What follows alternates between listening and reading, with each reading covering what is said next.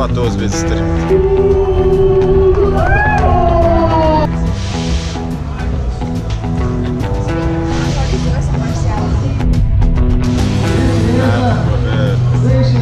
Eu bati um pega no final, vocês não acreditam.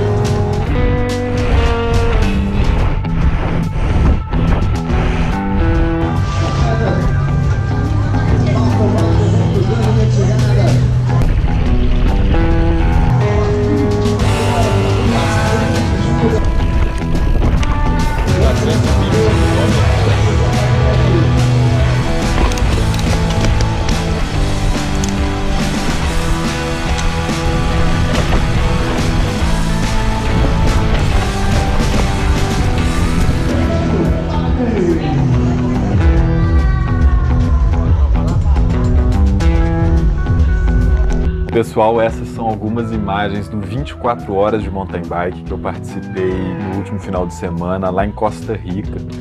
Ele foi organizado pela Brasil Ride, mas tem a chancela da Wembo, que é pelo Campeonato Mundial de Endurance, que organiza todo ano esse Campeonato Mundial de 24 horas.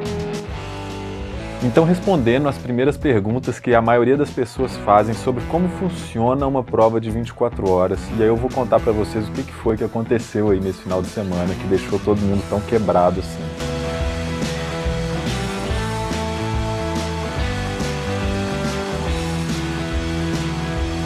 As principais dúvidas são: como que é uma prova de 24 horas? Você não para para comer, não para para descansar, não para para dormir? Você pode parar, mas quem vai para disputar não faz isso.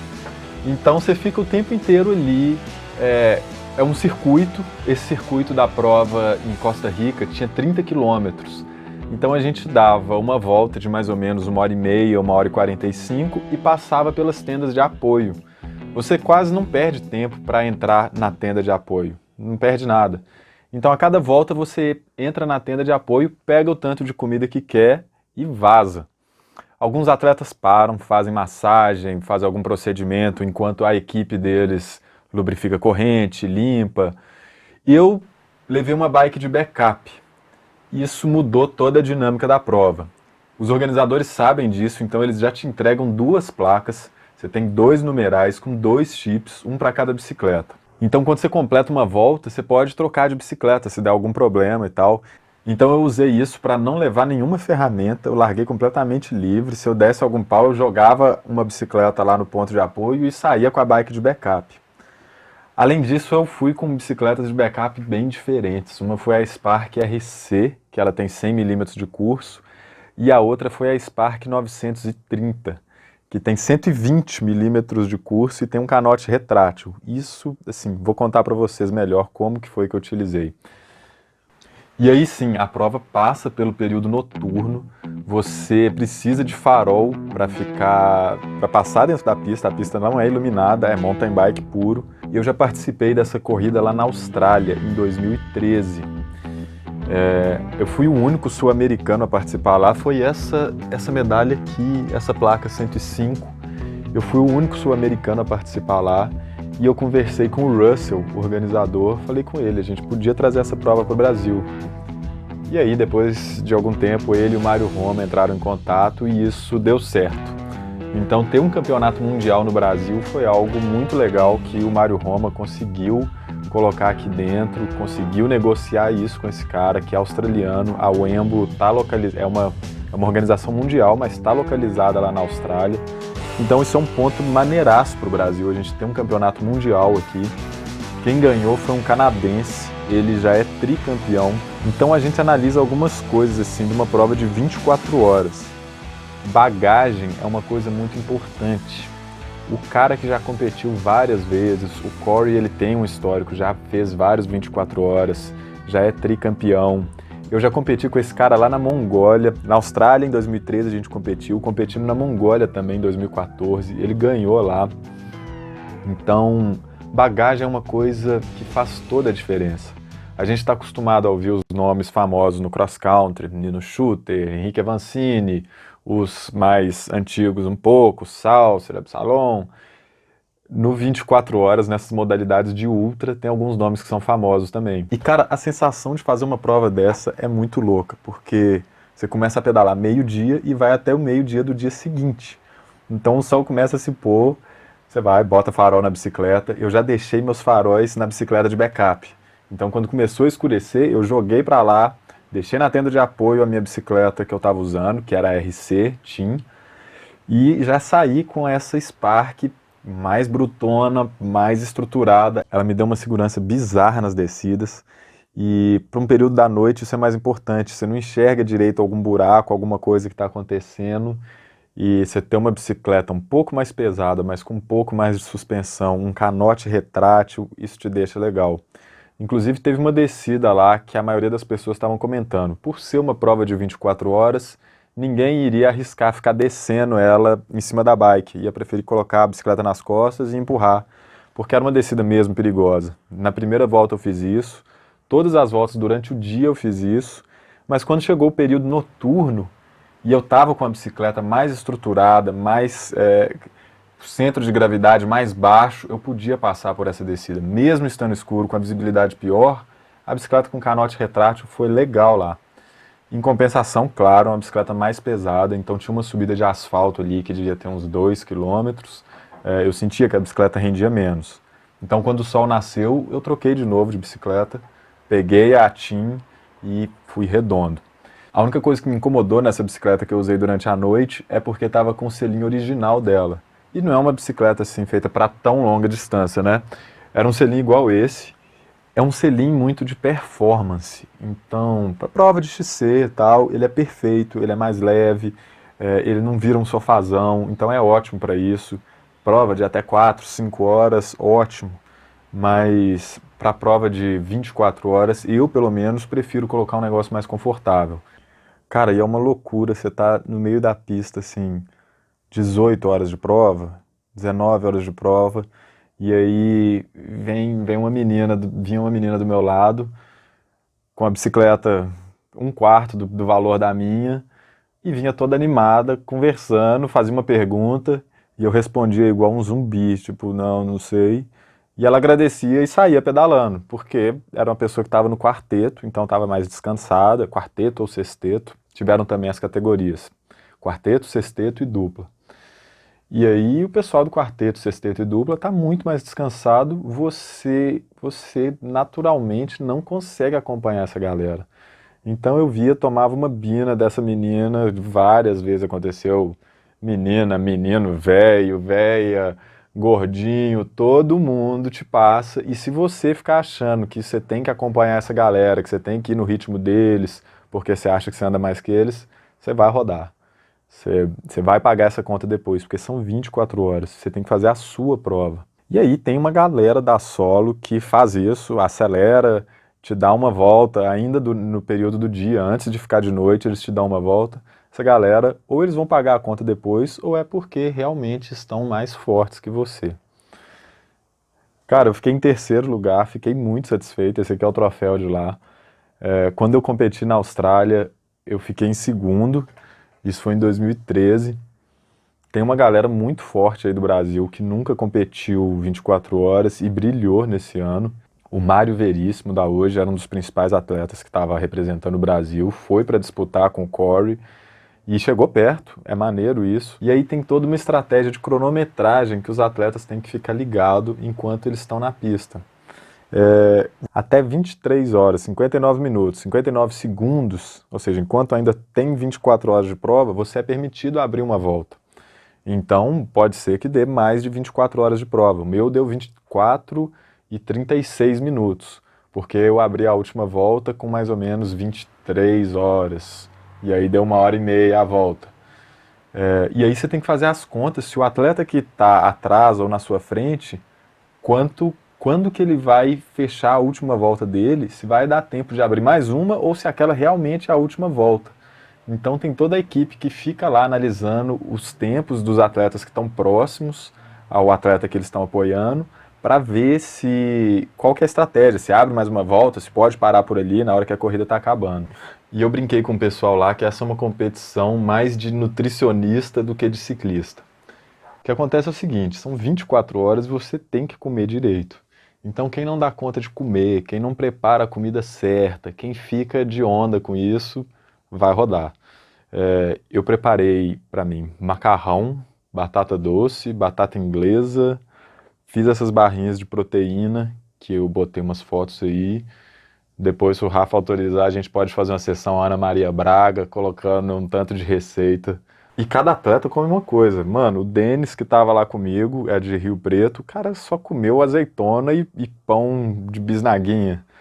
Tem atleta que prefere parar e bater um pratão de macarrão e tal e seguir para a pista. Eu colocava tudo dentro de um saco plástico nojento, misturado e ia comendo aquilo. Quando tinha a subida de asfalto lá, que é mais tranquilo, tira a mão e vai comendo e pedalando. Pessoalmente, a minha estratégia é parar pouco. Eu sou um cara que eu sofro muito com o sono nessas corridas. Então, de madrugada, o tempo de todo mundo cai na madrugada, mas o meu cai principalmente por causa do sono. A visibilidade que você tem do terreno te atrapalha, mas para mim o sono, cara, eu chegava na subida de asfalto, ela era um pouco mais monótona, eu ia pedalando e dormindo, e aí eu fechava o olho e falava, cara, eu vou dormir 3 segundos. E aí você fecha o olho, a perna não para de mexer e você continua na prova, continua disputando, mas na hora que você abre o olho de novo, a bicicleta já está quase fora da pista, você toma aquele susto, você dá aquela pescada. Isso rolou comigo várias vezes, então eu chegava no apoio, eu mandava café, mandava energético, e aí resolvia por mais ou menos uma volta, você fica tranquilo, mas na outra volta já começa a pesar de novo. Mas em compensação, na hora que o dia nasce, tudo se renova, cara, a energia fica legal, você volta a ter mais força, mais ânimo. Eu, pessoalmente, sou assim. Você cansa de usar farol e aí você poder tirar o farol da bike, ficar até mais leve e voltar a pedalar, puta, isso não tem preço, isso é muito bom.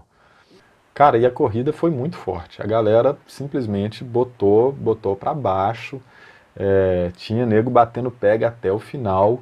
E eu pessoalmente encontrei um cara da minha categoria no final da prova. Foi um pega bizarro, todo mundo acelerando, como se fosse uma maratoninha de 4 horas de duração. Eu acho muito importante para essa corrida utilizar a bicicleta full. Quando eu fiz na Austrália, eu fui de rígida. Tudo meu ficou doendo. Meu braço, meu antebraço ficou completamente travado. Quando terminou a corrida, eu vim tirar o capacete de fazer esse movimento aqui. Eu tomei um choque, tendão, nervo, dá um choque, porque você ficou 24 horas nessa posição. Então aí você aprende que é importante você sair, você, mesmo que em cima da bicicleta, tira o braço, faz um alongamento, bota ele lá para trás, vira as costas, alterar a sua posição. Então, por isso, nas provas de 24 horas, até hoje, alguns atletas utilizam barende e recursos assim ultrapassados, mas que te permitem alterar a posição. Isso ainda é importante. Maneiro também que essa prova bateu o recorde de inscritos na PCD, que é Pessoas com Deficiência. Tinham muitos atletas, acho que foi a primeira vez que eles deram um título de campeão mundial para pessoas com deficiência. Acredito que isso foi uma revolução enorme assim, para a UEMBO, que é uma organização mundial. Então tinha um rio no meio do caminho. Cara, esse rio todo mundo já conversando antes. Passa pedalando e detona a sua bicicleta, ou você carrega a bicicleta, molha o pé, e aí toda volta você vai molhar seu pé e vai ficar com o pé 24 horas molhado. Eu fui nessa segunda alternativa. Eu apostei em ser consciente na prova, não tomar tombo, não fazer loucura, passagem de marcha cuidadosa, sem grosseria, em prol de não precisar carregar a ferramenta e ter certeza, quase certeza, que o equipamento não quebraria. Nada meu quebrou, nenhum pneu furado, nenhuma corrente, isso em 24 horas de rolê é raro. Não só, para você conseguir isso, não basta ter um equipamento bom, novo, com manutenção boa. Você tem que estar consciente do que você está fazendo, você tem que estar tranquilo, sem estar apavorado, sem passagem de marcha desesperada, ultrapassagem maluca que você pode tomar um tombo, enganchar um câmbio em algum lugar. Então isso é uma das coisas, é uma das filosofias do mountain bike que ficam muito evidentes, assim, como que você e o equipamento andam juntos para não ter nenhum pepino. As 13 voltas que eu fiz deram 390 quilômetros. Então, as 16 voltas que o Corey fez foram 480 quilômetros. Eu sou um militante das corridas de longa distância. Eu acho que todo mundo tem que perder o medo dessas coisas que parecem muito grandes. Quando eu fui fazer o meu primeiro 24 horas em 2013, ou melhor, quando eu fiz o meu primeiro 12 horas em 2011, muita gente achou aquilo uma loucura e falou que jamais iria fazer um desafio como esse. Mas a gente já viu aqui agora no Brasil um campeonato mundial de 24 horas e 250 atletas inscritos. Na verdade, 500 se a gente contar com os quartetos, sextetos e duplas. Mas 250 na solo. Claro, incluindo alguns estrangeiros, mas a maioria brasileiro.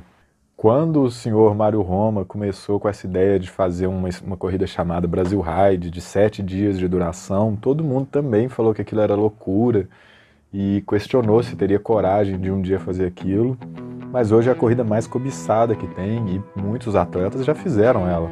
Então, esse medo de fazer uma competição que parece um bicho de 7 cabeças, porque você não dorme, porque você tem que comer em cima da bicicleta, porque você fica cheio de dor, é isso mesmo, é realmente uma loucura, é uma corrida muito doida, mas tudo se encaixa, tudo se cria uma referência quando você se propõe a fazer esse desafio, seja uma prova de 7 dias, seja uma prova de 24 horas sem parar, seja um Inca Divide, seja uma viagem de bicicleta de um ano. Quando você traça essas metas, parece que o grande desafio é você criar a referência de tempo na sua cabeça e aquilo passa de uma forma diferente. E, por incrível que pareça, as 24 horas passam mais rápido e você fala que nunca mais quer fazer aquilo na vida, mas você já está no terceiro. E todo ano acontece o 24 horas em Botucatu, não é mundial, mas é uma competição excelente para quem quer se aventurar nessa modalidade. Eu recomendo que todo mundo experimente. Se está um pouco receoso ainda, porque não tem muita intimidade com prova de longa duração, vai de sexteto, vai de quarteto, começa a fazer prova de longa duração, faz treino de 8, 9 horas. Você não precisa fazer um treino de 24 horas para ir para uma corrida de 24 horas, tá, galera? Esquece isso. Então bora pra frente, quem tiver dúvida, eu e o Rafa estamos fazendo agora o Inca Divide, que é outra coisa muito longa. A gente vai dar muita dica de treino longo, de competição, de alimentação para essas provas esquisitas.